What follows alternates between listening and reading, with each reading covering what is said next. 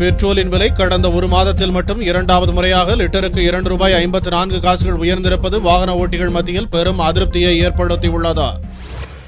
நாளுக்கு நாள் போட்டி போட்டுக் கொண்டு விண்ணை முட்டும் அளவிற்கு காய்கறிகளின் விலை உயர்ந்து வருகிறது. அதே நேரத்தில் பெட்ரோலின் விலையும் அவ்வப்போது உயர்வது நடுத்தர வர்க்கத்தினரை மிகவும் பாதித்துள்ளது. கடந்த ஆண்டு ஜூன் மாதம் முதல் பொதுத்துறை எண்ணெய் நிறுவனங்களே பெட்ரோலுக்கான விலையை நிர்ணயம் செய்து கொள்ளலாம் என்று மத்திய அரசு அறிவித்தது. அதனைத் தொடர்ந்து கடந்த 6 மாதத்தில் மட்டும் 7 முறை பெட்ரோலின் விலை உயர்த்தப்பட்டுள்ளது. கடந்த சில நாட்களாக கச்சா எண்ணெய் விலை கடுமையாக உயர்ந்து வருகிறது. இந்நிலையில் ஜனவரி 14ஆம் தேதி நள்ளிரவு முதல் பெட்ரோலின் விலை லிட்டருக்கு ₹2.54 உயர்த்தப்படும் என்று அறிவிப்பு வெளியானது. கடந்த ஒரு மாதத்தில் மட்டும் 2 முறை பெட்ரோலின் விலை உயர்ந்துள்ளது நடுத்தர வர்க்கத்தினரை மிகவும் பாதித்துள்ளது.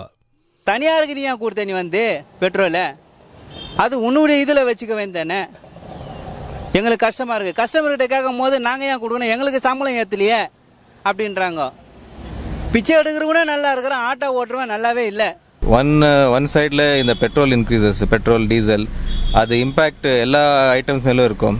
ஆல்ரெடி இப்போ ஃபுட் இன்ஃப்ளேஷன், வெஜிடபிள் இன்ஃப்ளேஷன் நிறைய ஆயிட்டு இருக்கு all over India and all over the world.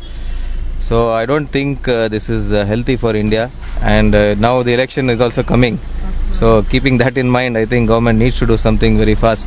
அடிக்கடி ஏற்படும் பெட்ரோல் விலை ஏற்றத்தால் நடுத்தர வர்க்கத்தில் இருக்கும் தங்களால் அத்தியாவசிய செலவை கூட செய்ய முடியாமல் தவிப்பதாகவும், இதற்கெல்லாம் தீர்வாக மத்திய அரசு பெட்ரோல் விலை குறித்து நிலையான விலை நிர்ணய கொள்கையை ஏற்படுத்த வேண்டும் என்றும் பொதுமக்கள் கருத்து தெரிவித்துள்ளனர். கொஞ்சமா ஏத்துறது அது விஷம் ஏத்துற மாதிரி அது. So ஒரே மாட்டா they can be clear in their policies. Now it is affecting everybody. It's not rich people க்கு ஒருவேளை தெரியாது, பட் அந்த காமன் மிடில் லெவலில் பார்த்தீங்கன்னா அந்த லைன் கீழே எல்லாருமே அஃபெக்ட் ஆகிறாங்க. அதனால ஆல் இண்டியா லெவலில் பாலிசி வந்து கொஞ்சம் கிளியராக இருக்கணும். And they must keep the middle man, common man in இன்ட்ரெஸ்டோடைய இதை சென்டர் பண்ணி ப்ரைஸை வைக்கணும். ஸோ அவங்களுடைய பாலிசிஸை பேஸ் பண்ணி வைக்கக்கூடாது. So common man should be kept in mind. அதை வச்சு ப்ரைஸ் லெவலில் ஃபார்ம் பண்ணி வைக்கணும். அப்போ தான் அது ஒரு கண்ட்ரோல் வரும். இல்லைன்னா இப்படி போயிட்டே தான் இருக்க போகுது இது. ஸோ இந்த ஸ்டாக் மார்க்கெட் மாதிரி பெட்ரோல் ப்ரைஸும் பெட்ரோல் ப்ரைஸும் அப்படி வேரி ஆயின்னு ஒன்றும் சொல்ல முடியாமல் இருக்குமே.